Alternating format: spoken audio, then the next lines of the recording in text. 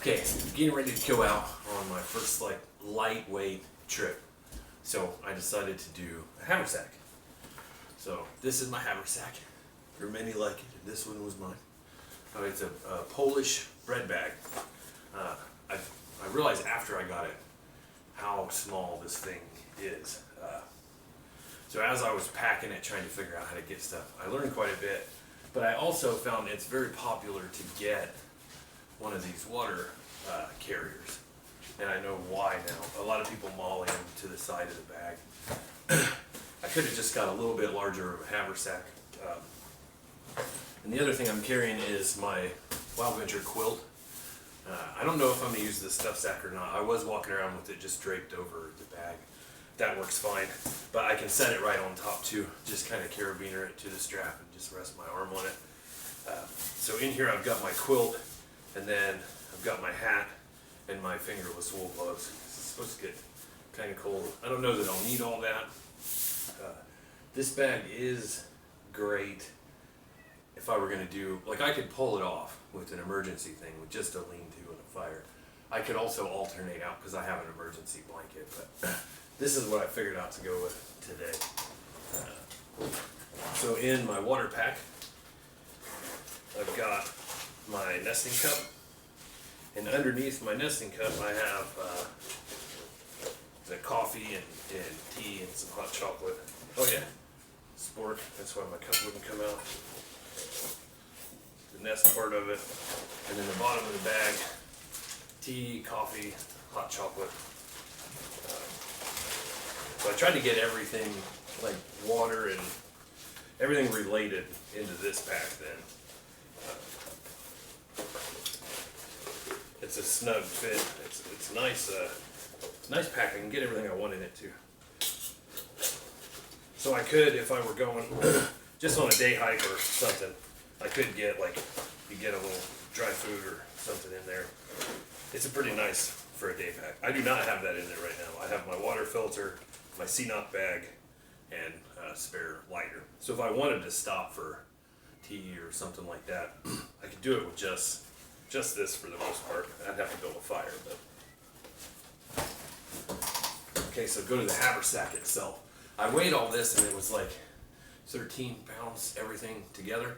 I have the haversack and the quilt over here and then the water here, but I'm thinking the water thing I can attach to my belt. I got that because I didn't want to go back to the canteen. I could take just this and my canteen, no quilt, and everything would be fine, but on the bottom here, I have I rolled up my new poncho with what I use for my ground sheet. So the poncho is going to be my shelter now. Have the ground sheet to stay up off the ground. This thing's a little weird because closing it, nobody does it the same way on YouTube, and it seems like you can use the straps to pull, and that's not the case. These just kind of got to fit through there. So if you packed it so tight you have to pull it with the straps, it's not. That's not what the straps are for. It's not going to work that way. Here.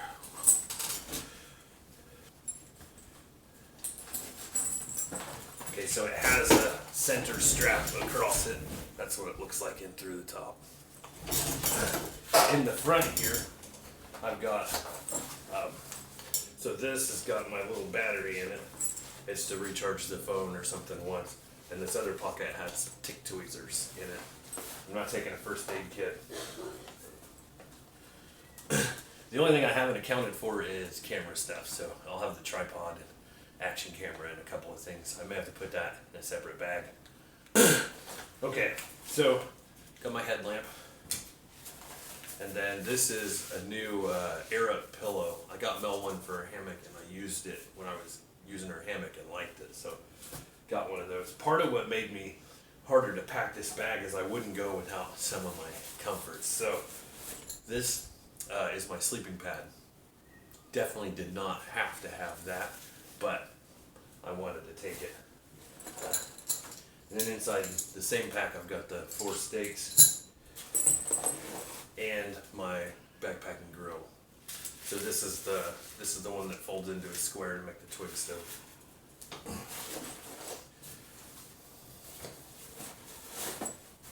Then a ridgeline. In the other pocket here, I've got bug spray, some tarred bank line, part of a roll, toothbrush, toothpaste, one scent-proof bag, Ziploc, or not Ziploc, but zipper bag, Ziploc style. I got, here's the plunger for my water filter.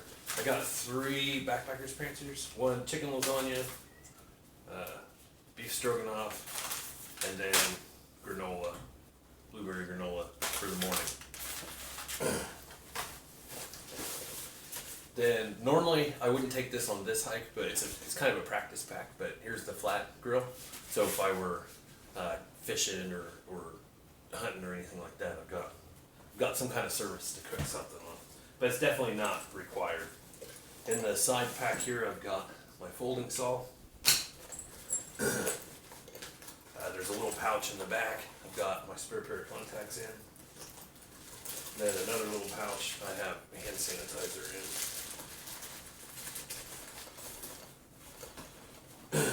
I thought I had something in this other pocket here, but that's it. So my shelter's gonna be, this is my shelter. And then I've got my sleeping pad with it, stakes, ridgeline in here. Got my food, cooking stuff. Of course, the nesting cup to cook all this is over my shoulder on the other side. So that's it. Except for my camera equipment, 13 pounds, got everything I need. I definitely learned a lot packing this thing. So the other question is, at what point would you move up to a small backpack? This point. Normally I wouldn't go out for an overnight with this, but I wanted to do it. I wanted to do like a, I don't know, kind of in between the minimalist thing and still have some comfort. So I've got my pad, I've got my pillow. That's a lot of extra space. So normally if I'm taking the sleeping kit that's intended for sleeping, we'd go for a backpack. If I had a larger molly sack maybe, or I mean a larger haversack, maybe this would be a little better. But if I know I'm gonna stay, then I'm gonna take my blanket and my quilt, because it's not summer yet and it's gonna get cold tonight. So at the point I need to take my quilt, so I intended on staying.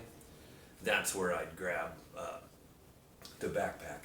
But this haversack is nice if I wanted to go out on a day hike, or maybe I wasn't sure if I was going to stay the night, because there's plenty of room in it. I also found out that this, if you pack it correctly, can be a very decent day pack. So I'm used to carrying everything I own in a huge pack, and now I'm trying to get a lighter pack. So next time I'll be able to take a small pack, and this is for backpacking trips. That's my main goal. So when I go and I'm not taking the food, and I'm not taking the cooking stuff, I want to take the dehydrated food, and we're intending on moving. So we're not going to camp and stay in one place. We're going to camp and move to another camp, and maybe like a big loop. So what I realized taking a couple of those trips with my buddy is I carry too much stuff on those. So this is an exercise to take a small loadout. So I can definitely fit everything in a small bag now. I've got my knife on the side, and then ferro rod, and then my other pocket, cargo pants. I have some extra cordage. I've done a video on how to do a day hike without taking any pack or anything. So yeah, we're gonna take this out and take it for a spin.